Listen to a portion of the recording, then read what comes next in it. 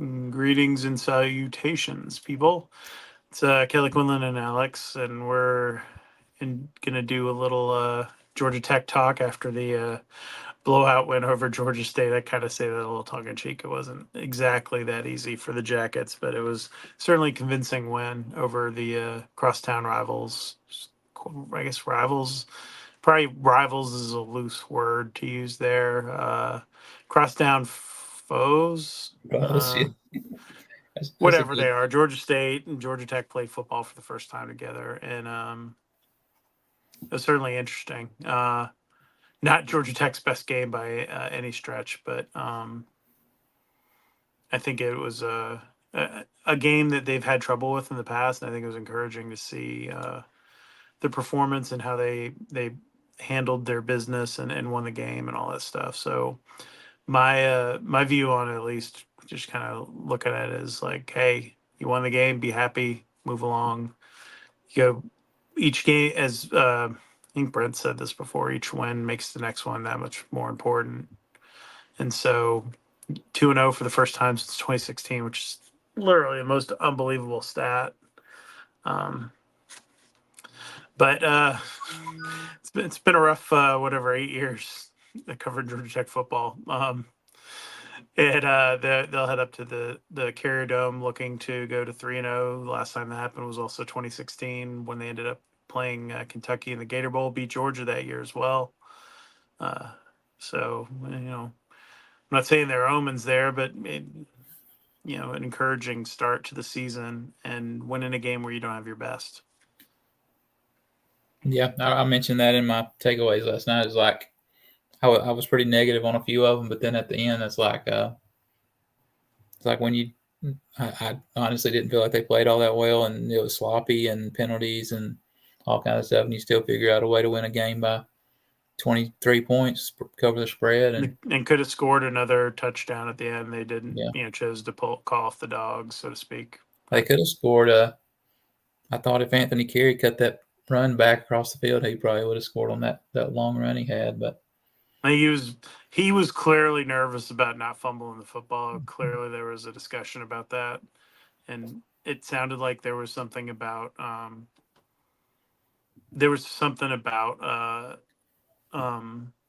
that, because Key talked about it in his post game presser, that he was happy to see him carrying the ball high and tight. And usually, when you hear a coach say that, it means that somebody may have had a little bit of fumbles in practice or in scrimmages or whatever. So that was encouraging too, to see Carey play a little bit. Sad, a little bummed out that Chad Alexander got dinged. Hopefully he's okay. I've not heard anything yet on injuries. It's a little bit early that's usually more of a Tuesday focus for me, because by then you tend to actually know like who's really hurt, who's not, what they're waiting on, and all that stuff. We'll get into questions here in a second. I will take this first one off the top from the chat. Was anything said about the opening short kickoff? I feel like he just mishit the ball. He considered he kicked the crap out of the rest of them. They weren't trying to kick short. The preferred thing would be to kick every single ball out of the end zone. Like, they're not trying to sky kick or like play field position or anything. He just didn't hit it. So, all right, Alex, you want to dive into the questions, my man, and we'll see what's going on. We'll start at the top here, because there's a lot apparently. Yeah, there were a few. Well, the first one's right off the bat. Says, how bad, in your opinion, were the refs yesterday?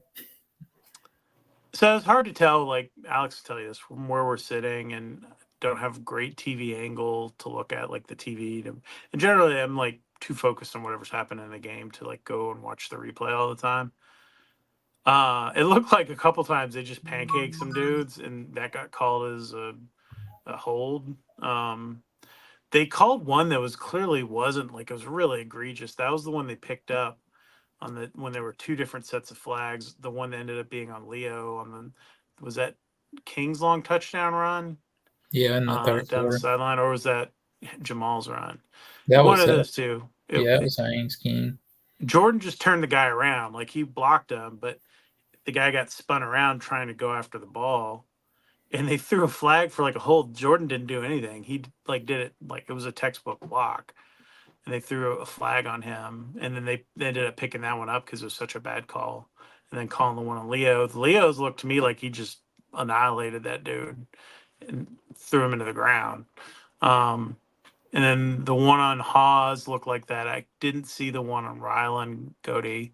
That was on the far. That was too far away from us. That was over on the like would it be the Northeast. east like east northeast end zone, so that's like the furthest point from us in the stadium, so we didn't see that one. But yeah, I think they just, were calling it for whatever reason very tightly. There was a lot of interesting non-calls. There were a couple cheap shots on Haynes King. There were a couple cheap shots on Jamal Haynes. I thought that was where, like, I tweeted, I think in the third quarter or something. I was like, or the start of fourth quarter. I was like, man, at this point, I just pull Haynes out of there and pull Jamal out and not try to risk to get them hurt unless you need to, the game got close again at that point, because like they were taking some bad hits, but they kept them in there, and then Weston Franklin got banged, but he came back in the game. So I think it was more. I thought they were just more physical on the edge, and that was like they're getting called for holds because they were manhandling guys. And I'll be interested to see what Brent says about it. I haven't had a chance to talk to anybody down there about the holding calls, and I haven't rewatched the game yet, so I don't know. But live, it just looked like they were being very quick with those flags. Yeah, I mean there were a few like you said. My first time in the press box with the TVs were like off to the angle, but they were also like way delayed. So like when we would actually get like the Yeah, the next play, snap would be going as like the yeah, replay showed where we were. So like yeah, you couldn't really look at it. Like right. We were trying to focus on what's happening on the field and not look at those replays that were behind. But I mean, I thought there were some bad calls and missed calls, but I mean, you're going to have that. My days of blaming refs and stuff are long in the past. I used to do a lot of that, but I mean, they're going to miss calls, and especially like you said, when there's plays where it's like there's a mismatch, and guys are just winning physically a lot. I think the refs, the inclination is kind of sometimes to, I don't know, try to even the playing field a little bit. And I think that was some of those calls, like they were just looking for ticky tack stuff to kind of make it not look as big as physical domination on Georgia State up at the line of scrimmage. So, the but yeah, other that thing that people, oh, go ahead. I mean the Haynes King hit was is scary because when you get turned around, it looked like he grabbed his ear hole, maybe, I don't know. But then when he gets turned around and the guy just spears him in the back of the helmet, that's the one that was. I think that was the worst non-call because that could have been. I mean, that's a concussion maybe that could have happened. So I don't know. Yeah, that one was probably the worst one in my opinion. Yeah, it was interesting. The game. Here's the other thing with this, and this was essentially a week one game again. He had no film on Georgia State, new staff, a lot of new players, like very few. I was talking to Trent McKnight this week, bumped into him, and he was just. I was like, "How many guys do you still know there?" And he was like, "If the guys are going to play," he like listed off a couple, but he goes, "It's pretty much a new team on that side of the ball on offense, and then defensively, new staff." He had no film on them, and they had film on what Georgia Tech looked like against Florida State. So there's a little bit of an X's and O's advantage there. I think they came up with a good way of attacking Georgia Tech to try to move the football. But then you saw the physical superiority differences when they got into the trenches, and that's where the game was, won. Especially the three, goal line stands they made, where they forced a field goal and then two turnovers on downs. Yeah, I can't even remember the last time I've seen a team do that wasn't like a Georgia or Clemson or someone to an FBS opponent. So that was they made them look like Iowa on offense in those red zone plays. So yeah, it was interesting. It was vanilla. It was what you would expect in this game. Like they called one like kind of trick play, which was the touchdown that Eric Singleton got on the reverse. That was a smart. That was like a Paul Johnson kind of special. He saw the over pursuit and all that stuff, and was like, "Oh, Buster's like, oh, I can get him here with the reverse," and that was a great call. And It worked perfectly. Got an easy touchdown there. Good blocking downfield by the guys. And they hit on some plays. I enjoyed the play where they like quadruple team Singleton for Malik's long touchdown. That was very funny. They had like four guys around Eric, and then no one covered Malik whatsoever. Like literally anyone on the field could have thrown that pass to him. So Haynes King was like, I just wanted to put it on him and not like overthrow it or do anything weird because he had so much space. But I remember watching that play because it was like I saw him drop back and I looked at him like gearing up to really throw it. I was like, huh, what? And then I looked over and saw where Malik was, and there was no one within 20 yards of him. I was like, what the hell just happened? And then we saw the bust on TV. But it was it was a weird week. I'm laughing at something that somebody said in the chat. Um, um, it was definitely one where Georgia Tech fans have been uptight and concerned about. Why are you playing this game? Blah blah blah blah blah. And the reality is, the program should start to be at a point where these games aren't competition. That was the big issue a year ago. That Bowling Green game was way tighter than it should have been. This team's probably not as good as that Bowling Green team, the Georgia State team they played, but Georgia Tech didn't have their A game. They were down a couple of guys, thin at running back, thin. Horse Lockett still didn't play. Um, some guys banged up coming off of the Florida State game as well. So, uh, you know, I think you are happy winning without maybe your A game and you're most, having to empty the kitchen sink to try to beat Georgia State. It was just kind of normal reads. They tried to run the ball and shorten the game too. And it all worked. And they won the game. So, like, I think that's all you got to be happy about. You're 2-0 right now. I actually saw a bowl projection that had them in like a decent bowl game today. So, as I said, not plus or minus 3 days within Christmas, like, is my barometer of the quality of the bowl game. And that, they're in a position now to control their destiny. You go up and win at Syracuse, you're in a really good position to start to make some noise in the ACC. But you got to get through this next week.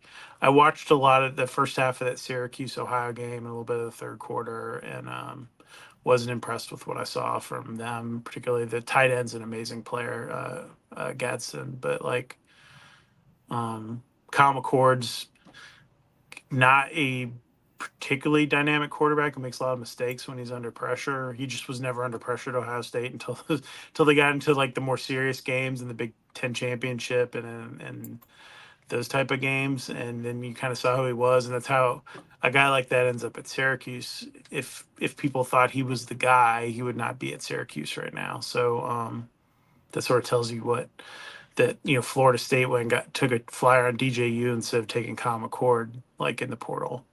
That sort of tells you what people think of him, rightly or wrongly. They still have the Quinn Allen dude who's pretty good, the running back.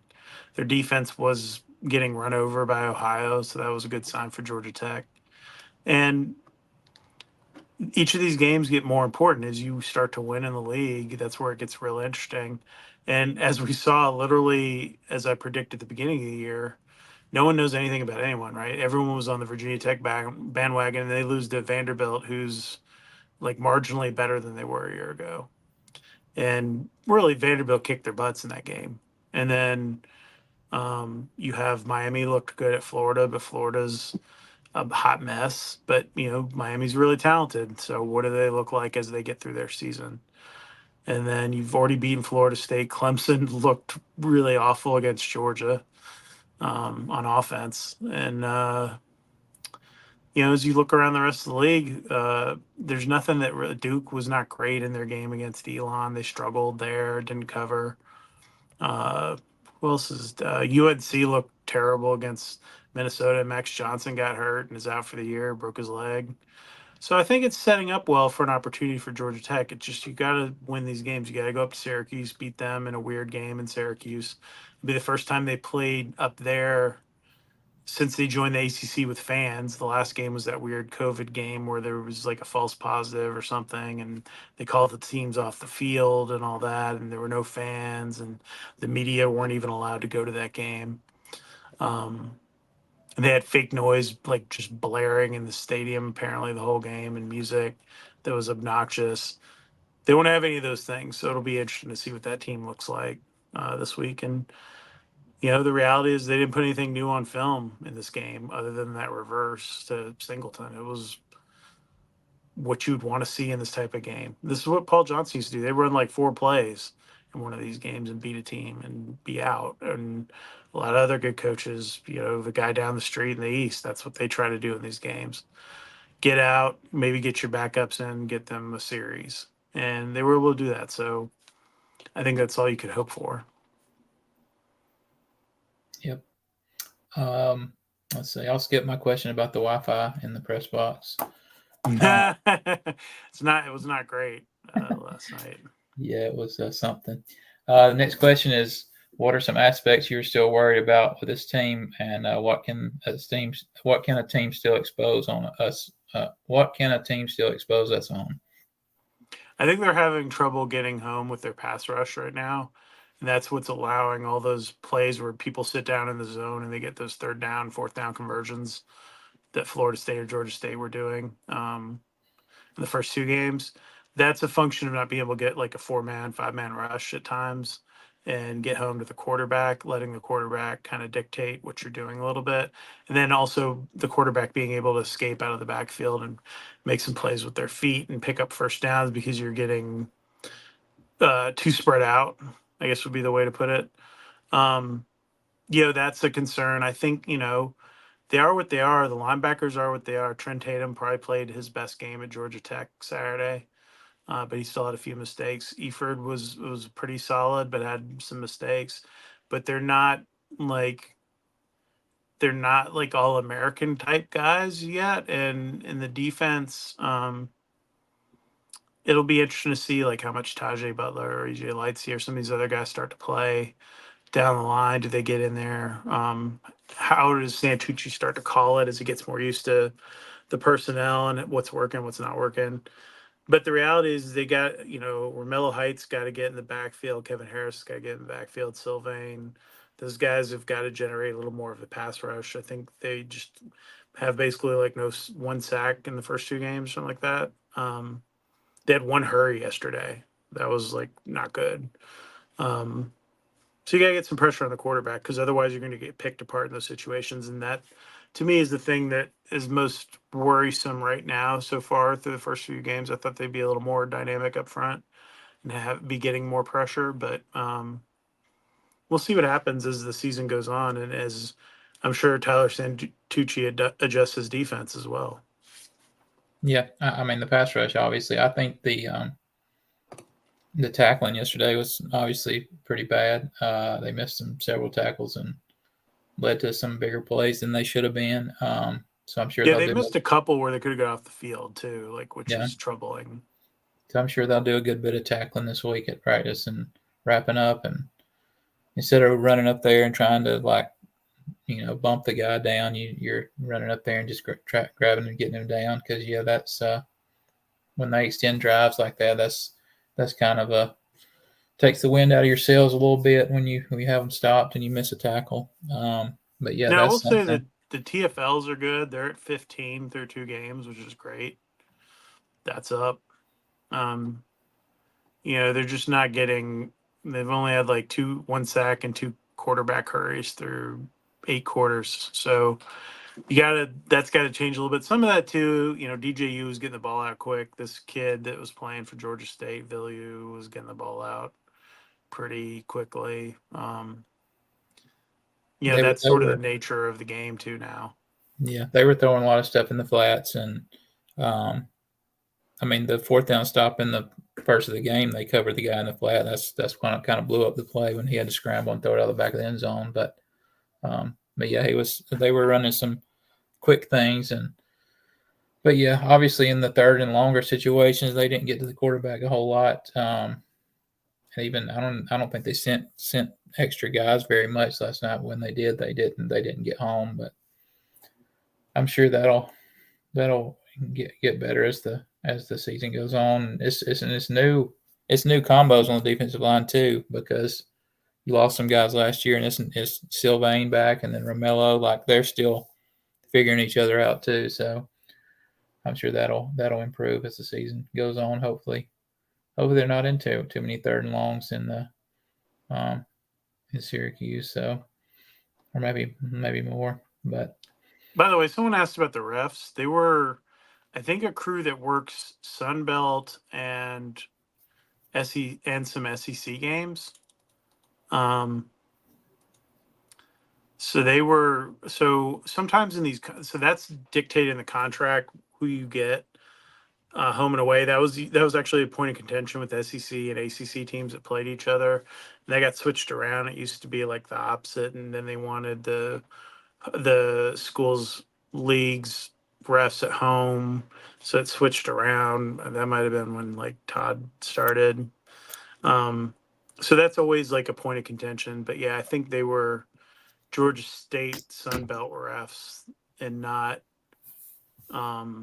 slash maybe doing some like third tier SEC games and not they weren't ACC officials. So that also may have had something to do with that. I try not to get into that too much, but it seemed like it was not called well. It was definitely a mediocre game from the officiating standpoint. yeah, we this one we kind of talked about, but it says with being 2-0 currently and forecasting a relatively weak ACC, how important is the win at Syracuse? It seemed like a win that there would put them in the kind of in a great spot. We talked about that. Go up to Syracuse and get a win, 2-0 in the conference, and other teams seem to be struggling. Yeah, that would be a pretty good start to the conference. So yeah, I mean you're you know your two of your three hardest games are at home, which helps in terms of league play, right? The trip to Louisville is your hardest league road game that you have left on the schedule. And then obviously Virginia Tech looks exactly like I thought they would. They're not as good as people expected. So you get Miami and NC State at home. So that's sort of the cusp of the thing, right? Like if you can win those games, then you get an opportunity to play in Charlotte, and I'm sure that's the goal. We'll see what happens, but yeah, that's the math gets more interesting the more you see these teams play, and you get an understanding who's going to be competitive and who isn't. Yep. This kind of talks about what we talked about with the getting the ball out quick, but it says with how many quick passes and screens Georgia State ran. It says, why do you think Santucci ran his DBs, had his DBs play back instead of more press coverage? I mean, Why were they playing off the ball? Yeah, I mean, I just think like you're not you want to play where you run up and tackle in a game like that. You don't want to.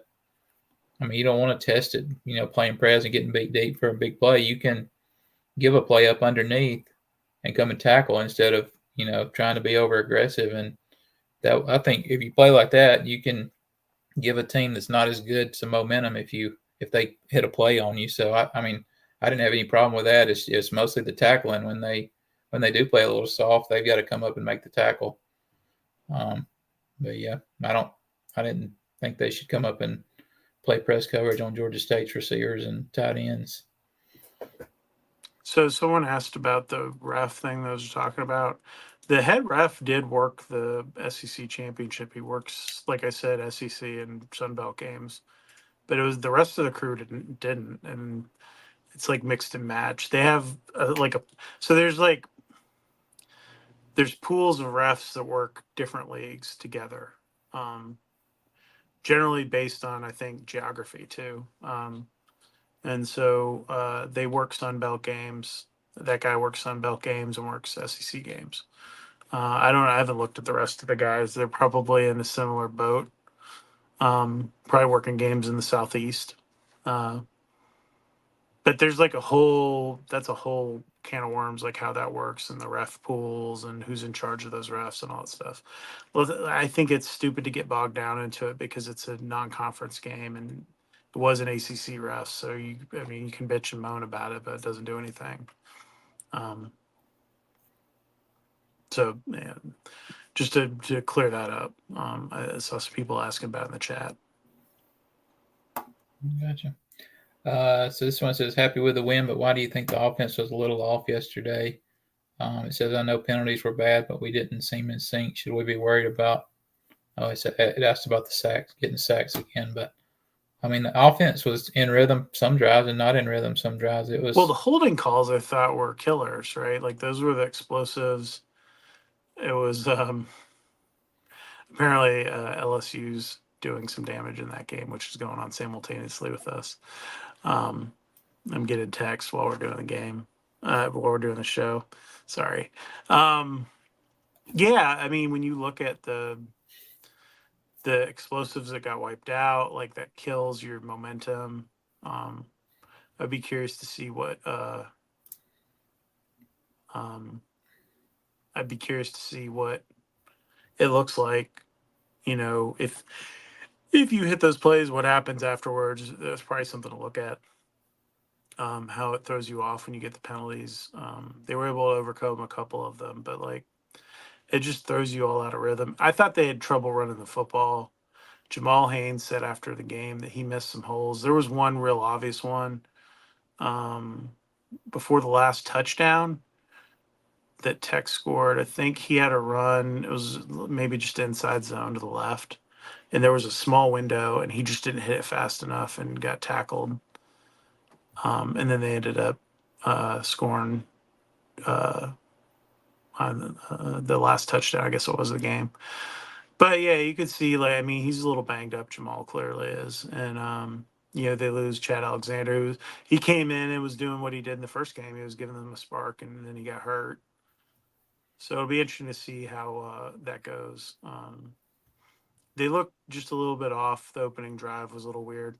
I saw Haynes was like grounding a couple passes in warmups too. It seemed like maybe he was not himself. Maybe he's for whatever reason wasn't himself. I don't know. I don't know. It was interesting though to see how guys played and adjusted and all that stuff. yeah. I don't think they moved, but like I don't think they moved bodies like they did in the Florida State game. As I think Georgia State kind of stood up in the interior better than like a lot of people were expecting. So it when you don't hit those, get solid yardage on the runs early in the early downs, it makes the offense a whole lot harder. I mean that was one of the areas that surprised me is I think Georgia State kind of stood up in the trenches more than people thought they were going to do yesterday. So, but I mean, they did find a different way to score. So, and Haynes, I think they were 200 and whatever, and 2 touchdowns. Had a force of kind of forced interception, but that showed you they can do different things. They ran the ball against Florida State, and they opened up the passing game a little bit yesterday. So, I think that's a good thing to show some different ways you can beat teams. There's somebody asked in the chat. No, I have no idea what's going on with Caleb Alexander. It looked like he grabbed it, but then it sounded like from other people that it wasn't as serious as that. So I don't know. I didn't see him leave the field. I'm sure he did at some point to go to the locker room. I just saw when he was in the medical tent for a long time getting looked at, and he grabbed it like obviously like that was what was wrong, but it could be a number of other things. It doesn't necessarily mean you broke your collarbone. So we'll see. And that's actually shockingly an injury that is not always a season ender for guys either. So hopefully, he's all right. He's really come on. He's been fun to see what's going on. Yeah, I mean, yeah. If you obviously you can have a stinger in your shoulder or somewhere around that area, and it might seem like a collarbone at first, and they figure it out later that it's not, or I don't know. Yeah, that. But Here's yeah, another interesting question too. This dovetails into what we were just talking about a minute ago. Quarterbacks are always going to miss reads, right? This is the thing that if you followed the team when Paul Johnson was here, or if you followed other teams that run RPO stuff now in college, it is nigh impossible to get 100% of your reads right. And there were a couple that, if they, and that's one of those things we don't know what's a design give and what's an RPO all the time either. But and what the instructions are to Haynes in the headset. But there were some times where he could have pulled the ball and got some yards. There was a couple times where I think he had the RPO options and Probably should have pulled it and threw the ball on the slant. But again, no quarterback is 100% with those things. And you don't know what someone's going through. He took a beating in that first game, and took a beating last night too. And so, they're not. No one's going to hit 100% of those things. He just needs to hit enough to keep the offense going, and they did that. So, I think there's a lot of room for improvement. The pick I thought was a terrible idea on his part to throw that ball back, where it was basically the two guys fighting to come back to the ball, which really wasn't what the route was. And he was well covered to begin with. Like, none of that worked. Like, that whole play was off. He had a free defender running at him. He just needed to chuck it out of bounds, and that's the Brett Favre in him. He's got to work on that a little bit. But good for Kenyatta Watson. He got his interception on the on his Yeah, he own on didn't. his He own wasn't. He field. didn't play as much as I thought, which was kind of, it'd be concerning for me if I moved down from Georgia Tech to Georgia State. But I was happy for. I really like Kenyatta.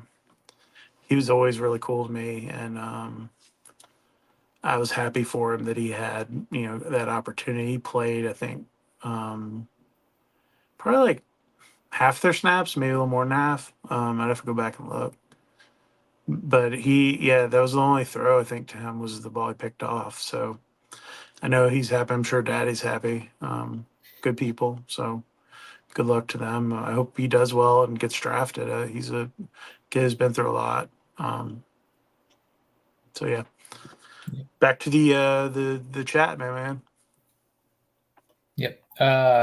There's a question about the corners. Are these the best pair of corners since 2014? Maybe better. Harvey and Burrows seem like huge upgrades at that position. Certainly seem to be the most physical. So that would have been Chris Milton and DJ White, right? Yeah. In 14.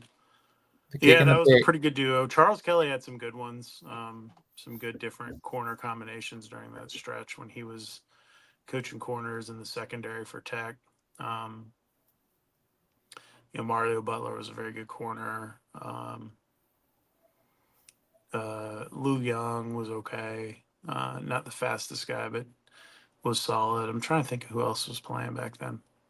But yeah, DJ. I remember Charles Kelly was really excited about DJ White when they brought him in, and he turned out to be a hell of a player. And Chris Milton was just a freaky dude from Folkestone, and everyone knew. I think he was cousins with the Baileys, and we knew that he was going to be good. Jamea played safety and corner, I feel like, but it could be my memory failing me at this point.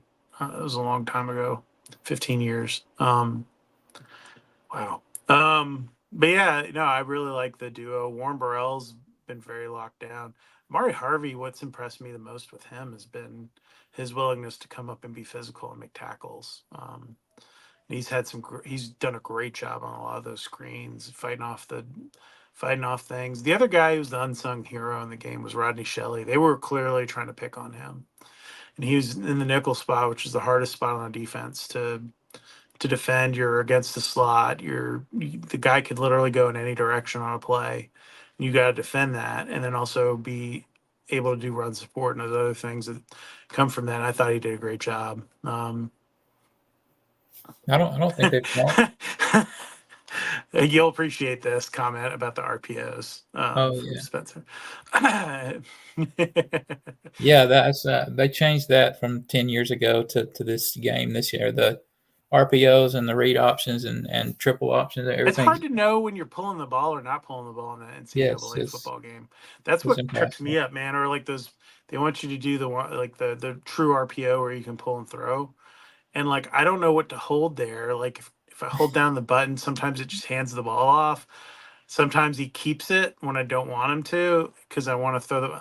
I don't know. Yeah, it is hard as hell in the NCAA football game to do those RPOs. Like, Yeah, that I can imagine when you have some 6'3", 270-pound dude running at you, it's a little bit harder than it is in a video game.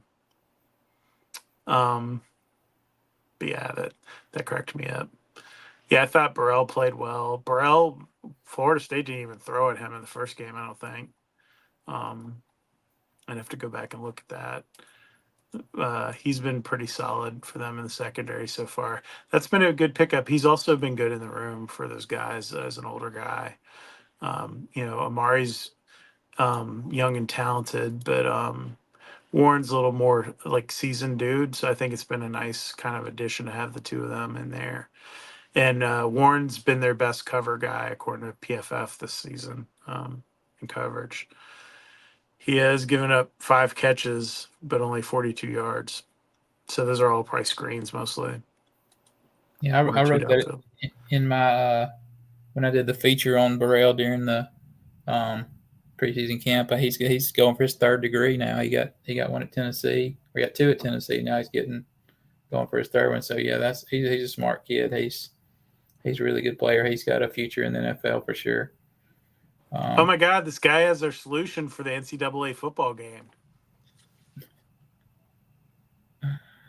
Yeah, but like if you don't hit the button in time, it like you gotta be real fast, I guess, with hitting that button. But you're looking downfield.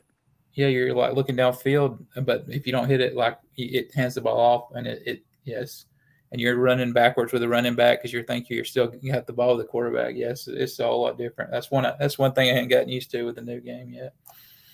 Said Griffin and I were supposed to do like a video like this on the.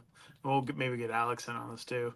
We're going to talk about the NCAA football game and give our opinions about the Georgia Tech players and like who's in it and how they have them rated and stuff. I had to switch a lot of stuff around because I didn't like how they had some of it set up to be more realistic. But I'm only like 5 games into a dynasty on it. I haven't had a lot of time to play it. I've played some games just to get kind of used to the game, but I kind of wanted to see how Georgia Tech played, so I started. Usually, I would start at ISU like Kennesaw State or something and try to raise them up, but or UMass or someone awful. But not that Kennesaw is awful necessarily. They're just in a huge curve moving up. But they're pretty awful on the game. I'll say that. Are they? I think they're maybe the lowest rated team on the game. They were before they did the update. So. Yeah, I played my brother with I think he had Charlotte and I had Kennesaw State, and they were atrocious. I mean, I'm not very good at it either, so that didn't help. But yeah, they're pretty bad on there. Somebody asked about Lamiles and his shoulder. It came off. It looked like it was bothering him. I don't know. I didn't see that, so I'm not going to comment on Lamiles and his shoulder. He said he's healthy before we talked to him on Tuesday of last week, and he didn't have the sling on when he came out of practice. Like, so all of the last 2 years, he's had like this huge harness thing that he had to play with for his shoulder.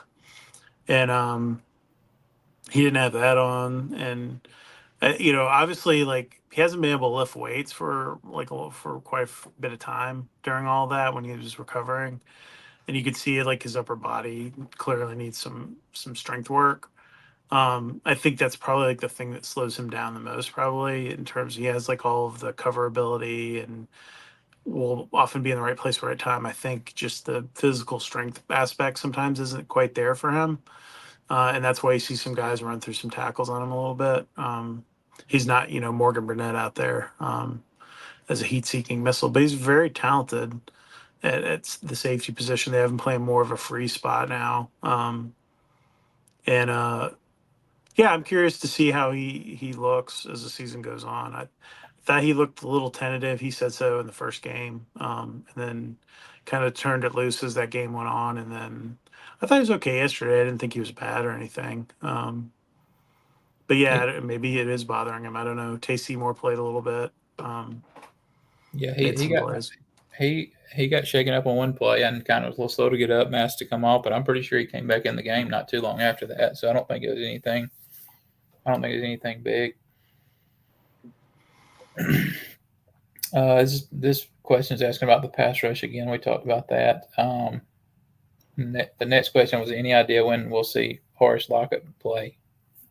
I mean, I guess if you don't necessarily need him, you can kind of let him. Oh, Horace. Yeah. Sorry, I got distracted by someone else explaining the RPO for the football game in the chat. Yeah, so with Horace, he was out of his cast before the game. He was doing warm-ups and stuff. He just messed up his arm a little bit. Like, there's no point in using him unless you need to. And with Jordan Vandenberg and Thomas Gore and Jason Moore, you have enough bodies there behind Machias and Zeke that you don't need to play him unless you really need it. If somebody went down, then maybe they get in a position where you think about it. I've heard that, the Syracuse game right now would be the target, or Louisville. I don't know that they would bust him out for VMI if he doesn't play next week, but they're expecting him back sooner than later, and I think he'll give them a nice little jolt too. That gives them another bigger guy in there with Vandenberg and Biggers and Macias, who are all playing pretty well. Vandenberg almost blocked a punt yesterday. I mean, it's like they just let him through, and he got back there, almost blocked a punt. So he's pretty athletic and big dude. This person was asking about actually having film on an opponent now coming up, because since we didn't have, Yeah, it'd be a nice advantage for Buster and yeah, Tooch to actually have like film of like. And the thing too with Syracuse is they were in a dogfight with Ohio, so they were having to really run a lot of stuff. Like I watched, they were definitely not vanilla. And it was funny, the first play of the game on offense, I think Ohio scored on the opening drive. They kicked a field goal or something, and Kyle McCord came out and threw what should have been an interception. Like 99% of the time it would be an interception, and a linebacker like dropped it or something on the side. It was like one of the dumbest passes I've ever seen. And I was like, oh my. And he had like two other ones he threw that should have been picked off too. So yeah, I think it's a huge advantage to now actually have something to watch. Like, if they were playing Syracuse week one, they'd be watching Ohio State film on him and having to watch, the weird film on the Quinn Allen from when they played him last year, and Gadsden from 2 years ago when he was healthy. And so now you get all this, you can see how like their OC wants to use OG in their offense and how they use LaQuinn Allen. And it's going to be a challenge too, man, because like, having a really dynamic tight end and a running back who can catch the football really, really puts a lot of pressure on your safeties and your linebackers. And I think that's going to be interesting to see how that all plays out. yeah. I mean, that question was talking about us kind of looking vanilla the first 2 weeks, offensively and defensively. Well, like we talked about earlier. You in a game like Georgia State, when you feel like you're just better and you're gonna, I mean, when you feel like you should win the game, you're not gonna, you know, open the playbook. Which, I mean, like we said, they had some reverse and they had some different stuff to get some guys open. But yeah, you're not going to put a whole lot on film when you're playing Georgia State when you've got a conference game the next week. So I think that's some of the vanilla stuff. Here you go. The Q's coach said he wanted to send Ryan Day a bottle of champagne for letting him get McCord. Yeah, if you guys don't remember, they played with a tight end and the running back playing quarterback last year when they played Georgia Tech, because the two guys that were left on scholarship uninjured were so bad. The Q's quarterback room was so decimated that I would be celebrating having anybody too. And McCord's not bad. I'm just saying he's not like it. Normally, if a guy threw whatever 20 something touchdowns and only had two picks, like that dude's going to be going to Miami or Florida State or whatever, not Syracuse. And this is no shot on Kyle McCord or Fran Brown or whatever. Like, let's be real about this. We're in the portal age where people can spend money to go get these kids. And, Michigan, Michigan State, Miami, Florida State, who missed out on their guy they wanted, which was Cam Ward. Those guys weren't lining up to go get Kyle McCord, and that kind of tells you about what his stock truly is, because there is a market for all of these guys, and that people thought that he wasn't. He was a guy that was good at distributing to really successful skill guys. He was playing with tremendous talent at Ohio State around him, and so that makes everybody look good, right? And when the playing field was a little more level and talent wise, he really struggled. So that's where I'll be curious to see him. Maybe he is better. I don't know. Yeah, I think that's like one of the worst kept secrets in the transfer portal last year is he didn't exactly leave Ohio State on his own accord. I don't think. I think they kind of pushed him on out because And they they cut knew the that. McCord. Yeah, they did. They Sorry, that was real cheesy. they knew that they needed a guy that was a little more dynamic than he was at quarterback, especially with all the money they spent and this transfer portal. But Somebody asked if Malik's wide receiver one. I think Singleton still is, but I mean, Malik's their most consistent production guy game to game. I think because Singleton can be taken out a little bit more easily. You can bracket him. It's harder to do that with the slot guy, and Malik's so versatile what you can do with him. Whereas teams really are game planning for Singleton. Singleton's their alpha guy that he would be the if you were game planning against Georgia Tech, he'd be the guy that this is number one, and then Chase would be like number three, and Malik would be two. If you were game planning how the ball is going to be distributed, but he definitely plays like a one. Someone wants to know when they're going to throw Leo Blackburn the ball. I don't know. They haven't been in a red zone throwing situation very much this year. That's where I thought you would see maybe him or more on the third down. They also just haven't run a lot of plays. They ran 66 yesterday and 53 or something in the first game. So Leo's playing. He just isn't like they just aren't throwing the ball a ton when he's in the game. They're not having to rotate guys as much. So I think you'll see some opportunities. I mean, they got Bailey Stockton the ball. They got Ryland the ball. They got Josh Beetham the ball on Saturday. Christian Leary had his first touch. Christian Leary is a great example of a guy being a team player, right? He has dropped from being basically their fourth wide receiver who was always like in the game all the time to a guy that played very little on offense this year and has been okay with it and just doing special teams and handling kickoffs and stuff. And that sort of says a lot about like kind of where the program's at, that dude's embraced that role and isn't like whining on the sideline and sulking about wanting the ball and all that stuff. And you know, all those guys, Leo, they're going to get their turn eventually. It just may not be a point. Zion Taylor's another one. Like they love Zion Taylor. He's going to play a big role at Georgia Tech, you know, in the future. But this is not his time yet. Like, and they don't quite need him yet. So, but there'll be a time whether it's through injury or just the way things go out. That they'll get get an opportunity. This is a great question. I remember how much grief I got saying that I thought it was a poor idea for Nate McCollum to leave and that it would be easy to replace his production because of just how slot receivers work in these offenses. And people just bagged on me on the board saying I was like minimizing what he was doing and that it made all the sense in the world for him to go to North Carolina. And then he ended up being a backup. And then he's in this offense that's a little bit dysfunctional despite having NFL talent around him. Yeah, I think Nate. I think Nate, in his heart of hearts, probably wishes he had gone somewhere where he would have an opportunity to be more bigger part of the offense.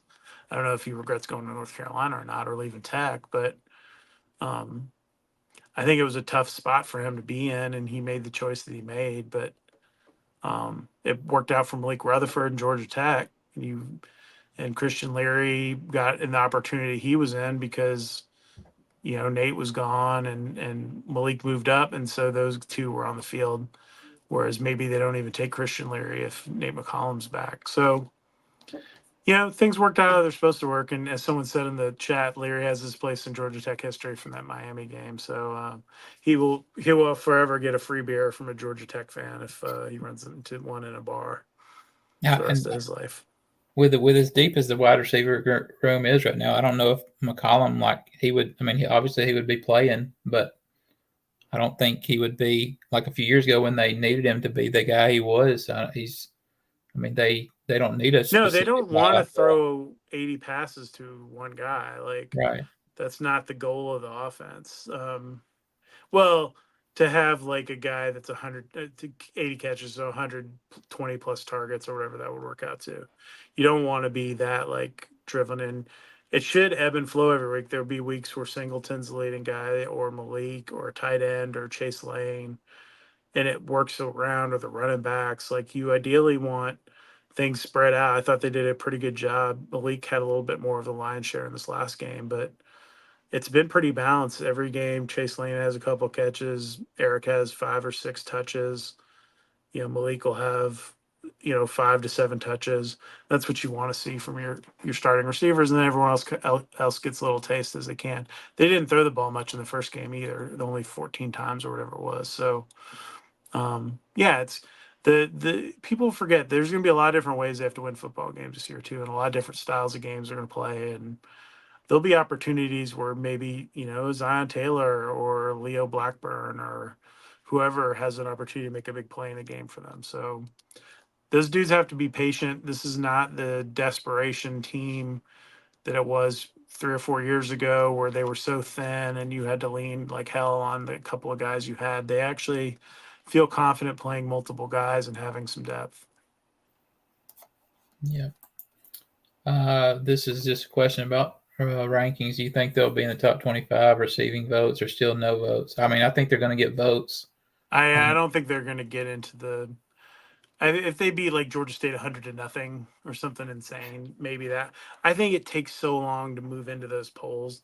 Like I think they'll be 29th or something if I were to hazard a guess. In the poll, like they'll get like 25 votes or whatever that comes out to. Just not enough teams lost this week. So I No, mean, because you had like A&M lost. I mean, I guess if Florida State loses to Boston College somehow. Um, but who else lost in the top 25? A&M lost, but they I lost to mean, Notre Dame. the loser of this game tonight will Clemson be one. lost. Yeah, they're not going to move down too I much. don't think they'll drop Clemson all the way out, even though they look like crap. But it was Georgia, who's really good. So, If LSU beats USC, USC's 23rd, but that game's tied in the third quarter right now. yeah, USC's driving with 9 minutes left. They're driving second and 12 at 38. Kansas played Linwood, so they won easily. I mean, like NC State looked like crap in that Western Carolina game, but they won, so you probably don't drop them out. I know it was weird. Oregon looked like crap in their game against Idaho, but they're whatever they are, 3 I think right now. There weren't a lot of like top 25 type games. There were ones that would have been one, and the one that's interesting to me is Arizona. That's 21. They were in a game that featured 100 points with New Mexico, where they won 61-39. Ugh. That must have been like 4.5 hour game. Hopefully, took the over. Man. Here's a question about the security issue. Yes, I'm sure we really know a lot about that. Yeah, people keep asking. I have no idea like what was going on. They're down an entrance because of the construction that messed things up. Apparently, the security was intense. They were awfully nice to us down on the field, so I don't know. Yeah. This asks about we had a pretty decent crowd at the game. It made me wonder. This is a terrible question. Like, why do fans ask this question? This aggravates the piss out of me. And no offense to you, Grant, but like, this is like the worst, like most like negative fan question that you could possibly come up with. Like, who gets hurt that has like the worst impact on? Who gets hurt that would have the worst impact on the team? Probably the punter or the kicker, because everyone else on the team they have like a pretty solid backup for. I don't feel great about the backup punter or the backup kicker situation or the backup long snapper. That's the honest answer to that question. It's not Kyle Eford or Haynes King or maybe Weston Franklin would be the next person after that. But it's a crazy question to ask. It's like asking if Bynum Dongo doesn't play, does that make Georgia Tech is he the one guy on the basketball team to be the hardest? Hell yeah, probably. But like, why do you think that way? Like, most of the time people play and they aren't hurt. Like, why are you concerned about someone being hurt, man? Like, that just drives me nuts. People ask about that stuff. Like, it's so negative. Like, it's beyond like, that's like, you've been abused and your mindset is like messed up. And I know that people have like some PTSD from GC3 coaching here, but bro, like that is such a negative question. Yeah. Oh, Jeff Sims played in that game. That I was talking about. He played Arizona State. He's at Arizona Arizona State, isn't he? State. Yeah, he's at Arizona State. Yep. So to get to this question, which ACC team do I have less expectations after week one. It's Virginia Tech, baby. I thought they were like a bowl team and they'd win like 7 or 8 games, maybe 9 with their terrible schedule, but they looked so bad in that game and so lost, and Drones didn't look good. And I didn't think that Drones, like, I hadn't ever gotten his hype anyways. I didn't think that he they was didn't beat anybody with a winning record last right. year. Like 0. Like they played nobody last year and still struggled to go to a bowl game. It was like people wishing that it was 2004 again and Michael Vick was going to walk through the door with his brother and their dogs and go do whatever at Virginia Tech. That ain't happening right now, man. Like it um is a different era, and they're a long way from that. And I know that ACC would love for them to be good again, but let's see something. Brent Pry hasn't shown me a lot either as a coach that he's going to be some masterful guy motivating his team. So Yeah, I they, don't they know. got they got a good bit of hype, and I didn't think they were that great last year, and I don't think even people say about they returned whatever 18 to 22 starters, but I didn't think they were very good last year. So that can be a bad thing too when you return too many starters from a team that's not very good. I don't know. There's a question about Saeed Gibbs, and said he wasn't dressed for the FSU. So assuming he was banged up, I don't know. Do you know anything about that? I don't. About who? Saeed Gibbs. Oh, if he's been banged up. He was banged up in the spring. I think he didn't play in the spring game, if I remember correctly. But no, they've said for a while that the two nickels were Shelley and Omar Daniels, and just from the naked eye test that I saw, like those two looked better. Has Saeed played? That's an interesting question that I don't know the answer to off the top of my head. I don't. I mean, I don't remember seeing I him. don't think he's played. Yeah, PFF has him with no games played. I feel like he was dressed, but I never finished taking. So one of the things I do at the games is I'll often look and see who's dressed, or so like next week when they go to Syracuse, I'll make a note who traveled, who's dressed, or who isn't. Like one that was interesting to me that wasn't dressed Saturday was Jameson Riggs, who was a guy they were real excited about in the spring. But clearly they're in a situation with Jordan Brown coming on, they didn't need to play him. So it makes sense that he would be not dressed because he wasn't in the 5 deep at tackle. Um, but or I guess he would be the 5th offensive tackle maybe or something like that. So or probably 6 because Ethan McKinney would be next. Um, yeah, I mean, there's some guys banged up. I don't know if Saeed is or not. I just didn't notice him one way or the other because I'm generally looking at the 2 deep, and the way I'm thinking about that is that Shelley and Omar were the 2 guys that I was expecting to play and are playing, and so Saeed was sort of the third wheel there in the way I was looking at it going into the season. So I don't know.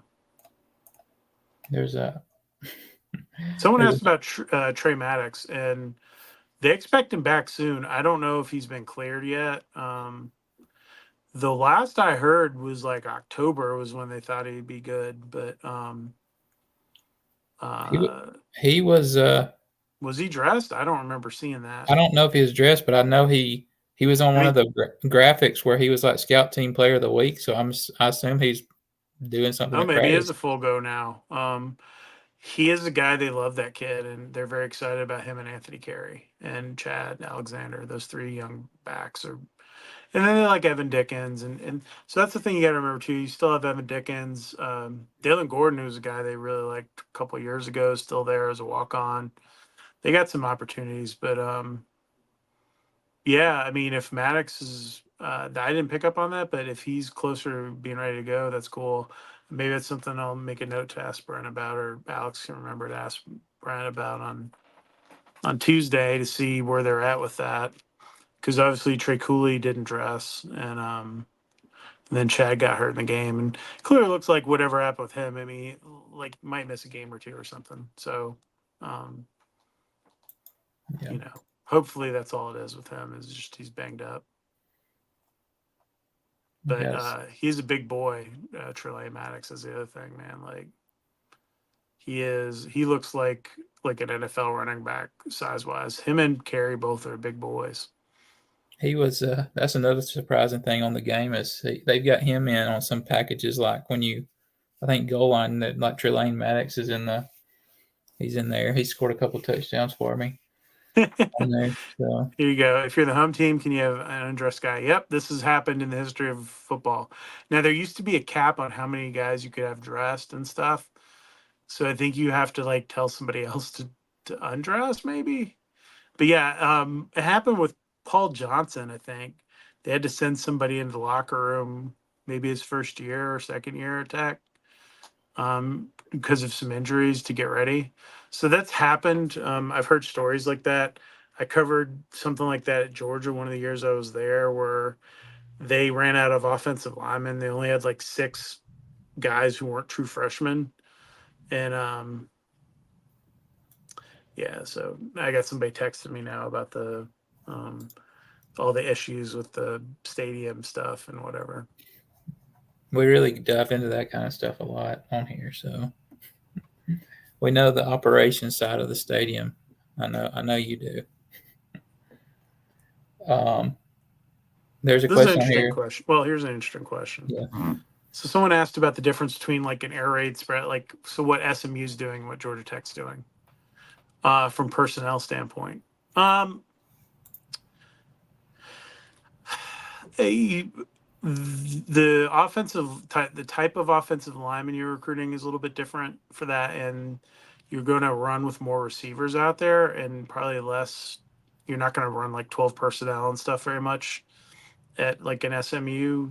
Typically, like if you, I haven't watched SMU enough to have like an opinion about their personnel sets or whatever.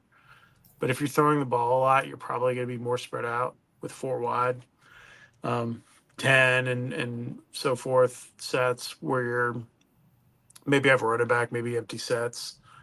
And that's the biggest difference. And all that stuff's in Georgia, baked into Georgia Tech's offense. They can play like that. They have at times in some games played like that where they're wide open, and maybe we'll see that at some point. We've seen it a few times, especially down on the goal line. That's something they like to do is spread everybody out. If the team's showing man to man, they'll go empty to create basically 6-on-5 in the box where they just have to Haynes King just has to find the hole to run into the end zone or get a first down or whatever. So there's a lot of that stuff where you can throw a quick screen. Um, see, it's more about like the way that a lot of those teams look at that, the air raid, is June Jones described this once, and it's like, or even Leach or whatever, they view short passes as an extended handoff, right? It's not a true passing play for them to throw a screen or like a short curl or a quick slant or whatever is as much like a running play to them as a direct handoff. So someone asked what the line on the Cuse. I think it's -3 Georgia Tech. That's the opening line I saw. Yeah, I think. Yeah, I Someone think said it's 1.5 or something. That was like the degenerate gamblers line, before, like Saturday night or whatever. Like the first line I saw from like a casino in Vegas was Tech -3. We'll see where the money goes though as the week goes on. That's always a little bit telling. yeah. I think the last question on this list was just about should we be concerned about the balls being batted down at the line of scrimmage from Haynes King? I don't I don't think like sometimes teams like if you know you're not going to get the quarterback, you get your hands up. Some teams like make that a priority, and some teams don't. So Yeah, to try to tip passes and stuff. yeah, They did a good job on some plays too, where they had like a guy spying Haynes King. I think that's what I assumed it was. Like there was one coming out of that when they were coming off of the one, and he had Singleton wide open, and the guy just got between him and Singleton, put his hands up, and knocked the ball down to break up a pass that would have been a first down pass. Uh, and he was grounding a couple balls in warmups too that I saw, which was weird and unusual for him. But yeah, I mean, sometimes if you have a spy or whatever, they can do that. Sometimes if you're good at pass pro. Georgia Tech's been pretty good at it this year. They haven't been sacked yet. And you will have your guys instead, and plus with a running quarterback like Haynes King, you don't want to get too far upfield anyways. What they'll do is they'll try to just maintain some gap integrity and then put their hands up as the ball looks like it's coming out to try to deflect the ball, maybe get an interception or something. So that's the way, one of the ways you can defend a running quarterback as well. Like a guy like Haynes that has who can beat you to the edge. That was the one thing that was interesting in that game too. The only play he did that was the long touchdown that got called back, where he was able to bounce outside and get to the edge in the game. That was what killed Florida State, and they just for whatever reason that wasn't working. And I think that teams are going to come up with different approaches for Haynes because he's very good at running between the tackles and bouncing those balls outside, and so you got to be cognizant of all that. And the one thing that sort of will be an interesting weapon for him, that I think he's done a few times, is where you start to scramble and then throw the football late. That was one of the first down plays they had. It was on maybe that first drive when they were out of their own end zone, where he checked down and threw it to Chase or Jamal or somebody. And those can be huge gainers too, because guys start cutting back upfield, and then you have an opportunity to make a play. So that's sort of some evolution, and I'm sure there's a lot of stuff that Buster's keeping an eye on. They have a lot of vertical passing stuff too that they haven't really trotted out that they worked on in the off season. A lot of the screen stuff you've been seeing, the middle screens and those things, are all things they've worked on as well to try to get the ball in Malik's hand or Eric Singleton or the other speed guys, Leary, whoever. And there's two back sets. We haven't seen any of that yet this year. We saw some of it last year. There's a lot of stuff still in the bag. And the other thing too, remember they had to change some stuff around when Brett Seither got hurt. That kind of changed up some of the personnel ideas they had as well, because they were going to run a lot of two tight end sets and they're still doing that quite a bit with Ryland and Avery Boyd and Josh Beetham, but we haven't seen as much of that yet either. So there's still some stuff in the can and that Buster hasn't busted out yet that we'll see, and it'll be matchup based, and every week there'll be like some wrinkles they throw into, and that's what I've enjoyed kind of watching him. And the one thing too with Buster is their opening scripts have been pretty good. They didn't have a great first drive in the last game, but was that the one that started the first drive? Yeah. Yeah, so I mean that's hard to do, like you know. And So I think they actually moved the ball out some and then punted. Like it wasn't like they had a little bit of success, but then right after that's when Zeke got the fumble and set up the first yeah, touchdown. that set up the first touchdown. Yeah, they went 34 yards on the first drive from their own end zone. On the turnover, no, yeah, on the turnover and downs, they started their one, went to the 35, and then punted. But I mean, in that game, right? Like they punted the first drive, starting from their own one. Then they scored a touchdown. Then they punted on the second drive. Then they scored three straight touchdowns. They had the pick and then scored another touchdown. And then Shanahan's second punt, the third punt of the game came in the fourth quarter with like 10:50 left in the game. Like he hadn't punted since the first quarter. So they were moving the ball pretty well at times on Georgia State too. Georgia State was just like turnover and downs, fumble, punt. They hit a field goal, punt, field goal. They scored a touchdown, then punt and a turnover on downs. Yeah. So they beat them quite soundly. It was fun to see. Someone mentioned Avery Boyd in the chat. I enjoyed getting to see him do this, and it's been interesting. Here's an interesting question about the opening drives on defense. I think you see this a lot, and this is something that people don't grasp about football in this era. And it's been this way for like 10 years now. Almost every offensive coordinator, it's not a Paul Johnson type guy that's calling off the top of his head as an opening script. Okay. They scheme up something, and even Dave Patnode was good at this as much as people maligned him. He would have a good script of 15 plays or so, And then when he had to get off script, that's when things got a little gnarly. But you have basically what you think's going to work and what you've seen work against the team and where you know your strengths are versus their weaknesses. And then it becomes the chess match after that where you're adjusting. And Santucci's been very good at that part of it, making the adjustments and slowing teams down so far. And especially getting tight in the red zone. I think they were trying to not give up big plays in that game. So they were bending and breaking, bending but not breaking. So you're keeping everything in front of you. And the one touchdown they scored was almost like a fluke play where the guy like floated the football out, looked like he was about to get sacked. Um, so all of that to say, the hardest drive to defend in the game, basically, the two hardest things to defend in the game are the opening script, the first drive of the game usually, and then 2-minute offense, where the pace of it's so fast and so many you don't necessarily know what teams want to do in those situations. You have to either choose to be vanilla or be aggressive in the 2-minute offense, and that was the thing that always killed Ted Roof when he was the DC.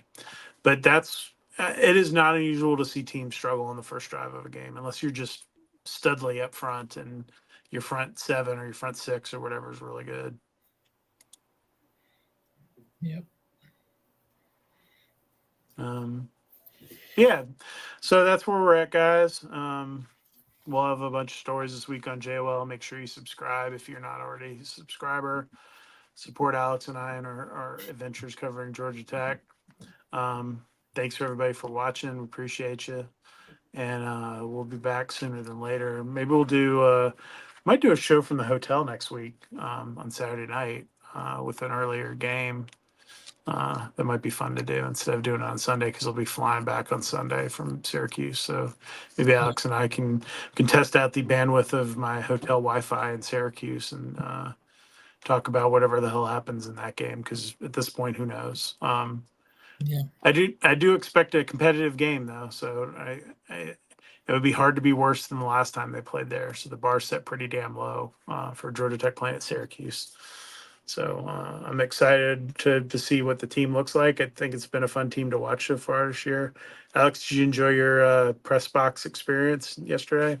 I did. That was pretty awesome. I just I had to remind myself a few times I was actually watching the game, like trying to take notes, and I would kind of let my mind wander and like be watching the game as like I used to as a fan. Which I mean, obviously I'm still enjoying it watching the game, but I kind of had to focus in a few times and figure out what I was trying to keep track of. So, but yeah, it was a good one. Obviously, Georgia Tech didn't play their most crisp game, like we said, but I mean, like I said earlier, when they don't play their best game and still win by 20 plus points and cover the spread, and I think that's a good thing. You can correct things and still win. So, but yeah, I had somebody asking one of the other threads on the message board about the recruits' reaction and stuff. I'm going to actually go back with that list we had and try to track kids down. I got to talk to a few of them, but there were so many yesterday. It was kind of a crazy time there before the game, just trying to get to people and figure out who was who. And so yeah, I'm gonna go back through the list and try to figure out what I can get from the recruiting angle. So that's the other thing I'm still trying to figure out. Recruiting stuff's new to me, so I'm trying to do the best I can. And kids are different these days, so I've figured out that in the first month. Some kids will talk to you, text. Some kids will it'd be harder to get in touch with. So I'm still figuring all that out. But yeah, I'm gonna dig into that list again and see what I can get from the reaction. I'm sure they enjoyed the atmosphere.